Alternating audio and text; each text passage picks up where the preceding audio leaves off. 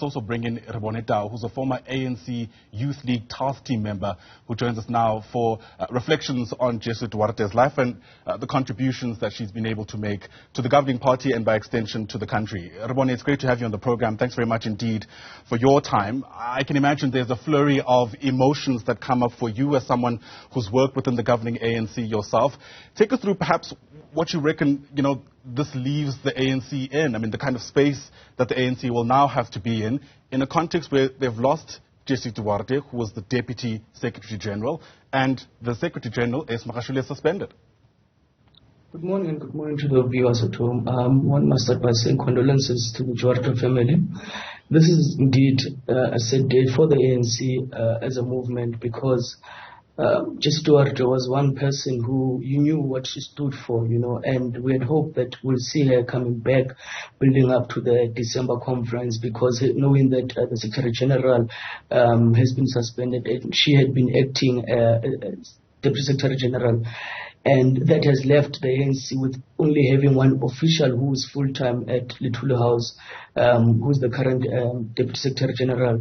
It is going to be very difficult because this is a highly contested conference, and you need sober-minded comrades within the ANC leadership to deal with some of the disputes going to December, to deal with some of the challenges that the branches will face going to December. And not having Jessie Duarte there, it's so sad for the ANC. Yeah, I mean, she's also remembered today as someone who was able to rise above the factionalism, which, again, let's be frank, has really had a dent on the image of the ANC at the very least. It almost feels as if the party has lost one of the most sober-minded members of its leadership, and that's going to be quite difficult in a context where there's so much contestation already within the governing party. I would like to share some of my experiences with her when I was in the task team of the ANC Youth League, and two incidences, because one of the provinces I was deployed to was the Limpopo province, and we had a regional conference in Sekhukhune, and I can tell you that we ourselves as the task team were divided around Sekhukhune, and two conferences were held, but on Monday all of us drove to the house, and one of the things that Comrade Jessie did at the time, she did not take sides. She said there will be a rerun of this conference, and she went to Sekhukhune herself, and she also asked Joe Maswangan to join her, and she said the Youth League at this present moment must recuse itself from this process because we are all conflicted. The ANC will run the Sekhukhune conference. It takes a special leader to do that, especially when this is now politics of factions within the ANC every time we go to conferences.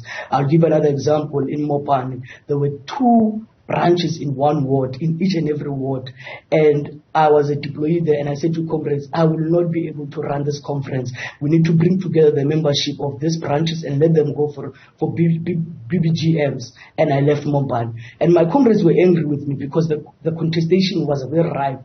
But when Comrade Jessie came in, she alluded what I said initially and said these branches, both of them, both factions, were going to unite the membership, let them go for a BGM. It's very rare to find a leader who will not look at things through factionally, but who will put the organization first. And Comrade Jessie did that till the end. She put the ANC first in terms of organizational processes and how processes must be done when you go to conferences of the ANC. She was also among the people within the ANC who were given the task of delivering difficult messages, let's put it that way. For one, perhaps one of the most recent instances that speaks to that is the fact that she was the one, I understand, who had to communicate the step-aside resolution and the impact it would have on Ace Magashule. That kind of job couldn't have been easy, especially when you consider the possible backlash from that, ramifications we're still dealing with.